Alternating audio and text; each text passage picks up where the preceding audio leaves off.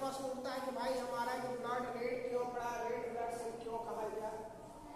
तो जान लो कि रेड ब्लड सेल में एक विशेष प्रकार का प्रोटीन पिगमेंट पाया जाता है जिसको कहते हैं हीमोग्लोबिन। हीमोग्लोबिन रहने के कारण ही या इसका रक्त जो है लाल रहता है। हीमोग्लोबिन का मुख्य काम है शरीर में शुद्ध ऑक्सीजन का पूरे शरीर में पहुंचाना और कार्बन डाइऑक्साइड को बाहर निकालना, पोषक तत्वों को भी पूरे शरीर में पहुंचाना।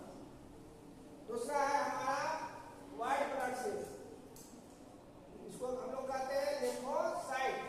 इसका कार्य है कि हमारे शरीर में अनचाहा अनवांटेड जीवाणु जब प्रवेश कर जाता है तो उसको मारकर हमारे शरीर को सुरक्षा प्रदान करता है। माने हमारे शरीर का सिपाही है, कितना हम लोग सब भगवान ने बनाया है। और तीसरा है प्लेटलेट्स, इसको कहते हैं थ्रोम्बोसाइट्स।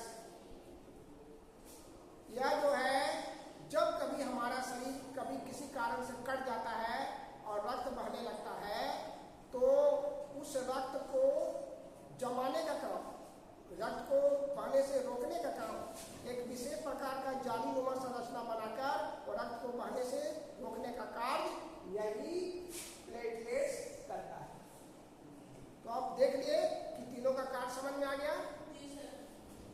इसका कार्य है शरीर में ऑक्सीजन और भोजन पोषक तत्वों को पहुंचाना, व्हाइट ब्लड का कार्य है सुरक्षा प्रदान करना और प्लेटलेट्स का कार्य है रक्त को थक्का बनाना, रक्त को बहने से रोकना। ठीक है, धन्यवाद।